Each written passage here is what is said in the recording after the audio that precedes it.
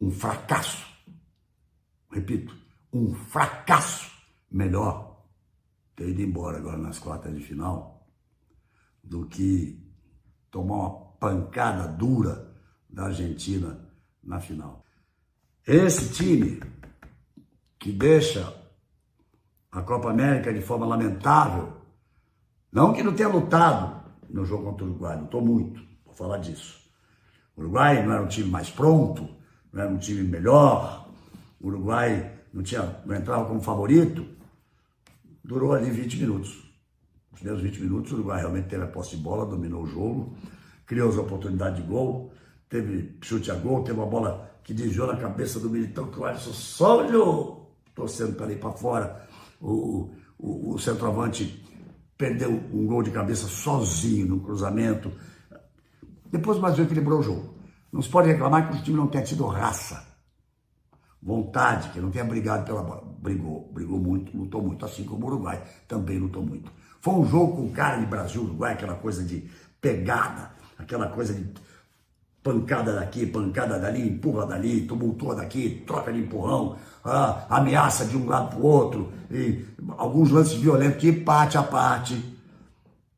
Que não se diga que o Uruguai bateu. O que o Bruno Guimarães bate, o que o João Gomes bate. Os dois times, jogo pegado, duro. Mas somando tudo, 2023 foi o pior ano da história do futebol brasileiro. 2 derrotas para times africanos, nunca tinha perdido. Times africanos, quer dizer, já tinha perdido com o Tite da Copa do Mundo, quando botou o time em reserva, né? Lá no Catar. Mas perdeu em eliminatórias, perdeu da Colômbia, perdeu do Uruguai, perdeu em casa da Argentina, nunca tinha perdido em casa o futebol brasileiro, nunca tinha perdido um jogo de eliminatórias, jogando em casa e perdeu no Maracanã para a Argentina. Termina o ano, aí veio o Dorival. Olha, fiquei animado. Muitos de vocês devem ter ficado também com aqueles 2 primeiros jogos, vitória contra a Inglaterra, empate com a Espanha. Mas aí o Brasil jogou com muita cautela, jogou mais fechado. Hoje gosto de dizer que o reativo, para mim, joga fechado, chama o adversário para trás, joga fechado e faz uma jogada de velocidade no contra-ataque, aproveitando jogadores que têm essa característica. O Vini, o Rodrigo, por exemplo. O Ancelotti faz muito isso no Real Madrid, eles partem na velocidade, eles invertem as posições. Por falar nisso, né? O Rodrigo hoje não jogou. Nunca tinha visto isso, porque isso não faz parte da história da seleção brasileira de futebol. Vou nem citar não, porque senão vai ficar meia hora falando aqui. Todos os craques, jogadores geniais que jogaram no meio-campo e no meio-campo que chega para o ataque. Na história da seleção brasileira. Todos os jogadores dessa seleção jogam em times pequenos da Premier League. Mas o Newcastle classificou ali, o Newcastle lá nos anos 80. Então vamos deixar o Newcastle como médio. Porque o João Gomes joga no Wolverhampton, o Paquetá joga no West Ham, o André joga no Fulham, o Bruno Guimarães joga no Newcastle. Médio, vai. De médio para baixo. Nunca existiu isso na seleção brasileira. Escreve aí para mim. Seleção brasileira na Copa América de 2024. Um fracasso. Repito, um fracasso. E que se arrume um jeito de melhorar o time, de trazer novos jogadores, levar gente do futebol brasileiro para jogar no lugar de muito jogador que está ali na seleção, para que se possa ter o melhor rendimento nas eliminatórias. Repito, 6º lugar é o lugar do Brasil nesse momento das eliminatórias. E a participação brasileira nessa Copa América foi profundamente lamentável. Aí eu não quero ser nem um pouco deselegante que esse jogador pé de rato, cambada de filho de uma égua, uns caras que não jogam nada, jogadorzinho. Aí eu não quero humilhar vocês, porque vocês acham que o Vinícius Júnior, vocês acham que o Rodrigo, vocês acham que o Matheus Cunha, João Pedro, Rafinha, que na fimose, velho. Aí 2002. É melhor não falar, não. Ronaldinho, Aí é duro, hein? Rivaldo, Ronaldo Fenômeno, Ave Maria. reserva, Edilson, Luizão.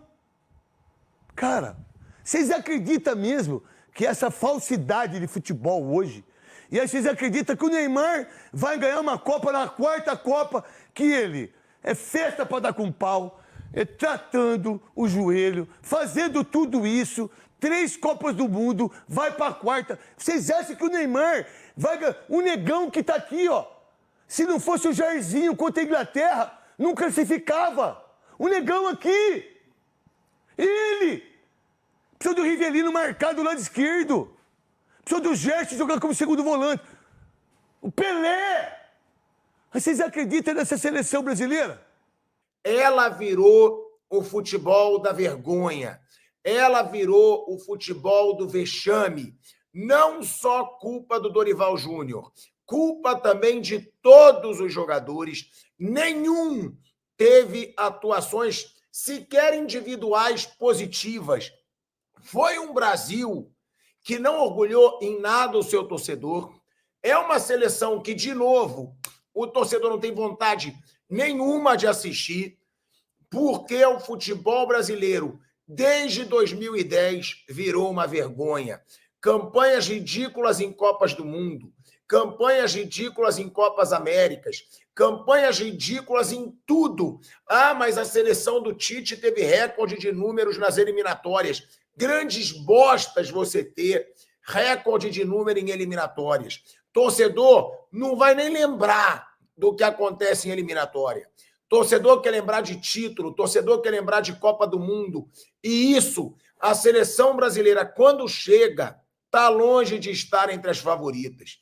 Para a gente ter uma ideia, a seleção brasileira ela estava sendo vista como a 4ª potência da América do Sul para essa Copa América. A seleção brasileira não foi favorita contra a Colômbia, a seleção brasileira não foi favorita contra o Uruguai, a seleção brasileira não seria favorita contra a Argentina, e a gente vê um Brasil que vai perdendo o seu respeito e seu prestígio no futebol mundial. Essa é a verdade. Seleção nenhuma mais tem medo de enfrentar o Brasil. Seleção nenhuma mais vai enfrentar o Brasil com aquele temor. A gente viu contra a Colômbia. O Asprilla, ídolo da Colômbia, comentarista agora, né, lá na TV da Colômbia, e ele disse: para que a seleção da Colômbia vai ter medo desse Brasil? Esse Brasil não ameaça ninguém. E essa é a imagem da seleção brasileira hoje no futebol mundial. Porque essa é a imagem de uma seleção que não conseguiu chegar numa semifinal de Copa, porque foi eliminada pela Bélgica em 2018, que não conseguiu chegar numa semifinal de Copa, porque foi eliminada pela Croácia em 2022, que levou 7-1 da Alemanha em 2014, que perdeu uma final de Copa América para a Argentina no Maracanã agora sem jogar nada, e que agora só não foi eliminada da fase de grupos da Copa América porque o grupo era muito fraco, porque o Brasil quase teve a mesma campanha que a Costa Rica. Eu estou falando da Costa Rica, um país onde nem futebol tem. O Brasil conseguiu empatar com a Costa Rica. O Brasil, no amistoso, para vocês não esquecerem, conseguiu empatar com os Estados Unidos, que foram eliminados pelo Panamá. O Brasil, que foi massacrado pela Colômbia e não perdeu por um milagre. E o Brasil, que não fez nada contra o Uruguai. Nada. Então, é uma seleção brasileira que vem virando chacota. É uma seleção brasileira que vem virando piada. Olha a Lívia Weber, minha esposa, ó, jogadores totalmente sem conexão com a camisa. O que eu quero deixar claro para vocês é o seguinte: vai ter um bando de influenciador baba-ovo aí, que tem que baba-ovo da CBF porque ganha viagem, porque ganha acesso aos jogadores. Tem um bando de influenciador aí que apela para ter acesso à seleção brasileira. Eu não preciso, porque se eu quiser eu pago para ir ver os jogos. Graças a Deus eu posso pagar, eu não preciso babar ovo de CBF para ir ver jogo. Eu não preciso, porque eu não preciso ter acesso à Granja Comari, porque ninguém quer saber de conteúdo de seleção brasileira. O povo brasileiro hoje está cagando e andando para a seleção brasileira, porque a seleção passou a ser uma vergonha. Enquanto tiver essa vergonha, eu não quero nem saber. Então, vai ter um bando de influenciador que é bancado pela CBF, que viaja, que tem acesso aos jogadores, tentando defender. Vai ter um bando de repórter da emissora que tem ali conluio, né, conchavo com a CBF, porque tem. Você sabe que tem emissora que tem conchavo com a CBF, que tem acesso, que tem transmissão do Campeonato Brasileiro garantido. Essa emissora também não pode criticar. Aí vão tentar arranjar uma forma de defender a seleção brasileira. Repórter que quer entrevista exclusiva também não critica. É por isso que a seleção foi virando um lixo, sem as pessoas perceberem. Porque a imprensa não mostra, porque o influenciador não mostra. Então o Dorival precisa ser criticado, sim. Ele tentou explicar essa foto de ontem, que não tem explicação. Ele falou que ele estava falando individualmente com cada jogador. Eu estava vendo na televisão. Eu não vi só a foto. Essa foto mostra o Bielsa no meio da roda da seleção uruguaia antes dos pênaltis, dando dica, escalando os cobradores, e mostra o Dorival tentando entrar na roda da seleção brasileira, gente. Essa imagem é ridícula. E a gente estava vendo na televisão, tá? O Dorival estava levantando o dedo para tentar falar na roda de jogadores. E ele estava do lado de fora da roda. Ou seja, isso mostra que o Dorival não tem moral com o grupo. Os jogadores estavam falando entre eles, sem o Dorival na roda. E o Dorival do lado de fora, tentando entrar na rodinha. E eu vi pela imagem, porque o Dorival falou, não, eu estava do lado de fora porque eu estava falando individualmente. Mentira! Pela imagem, ele estava ali tentando entrar, tentando falar, e essa imagem mostra bem o que é a falta de comando da seleção brasileira. E tem que criticar também a CBF. A CBF é uma entidade patética há anos, e ela tem responsabilidade pelo que virou o futebol brasileiro.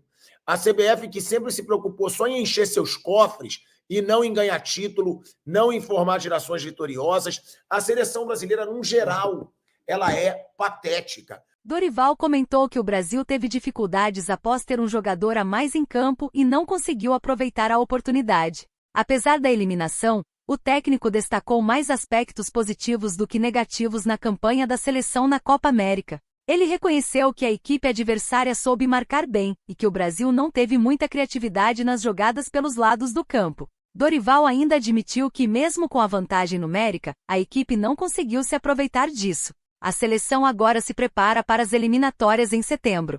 E aí, galera, o que acharam? Deixe nos comentários. Não se esqueçam de deixar o like e de se inscreverem no canal e ativar o sininho para receber as notificações. Até mais, Nação Celeste! Vamos pra frente!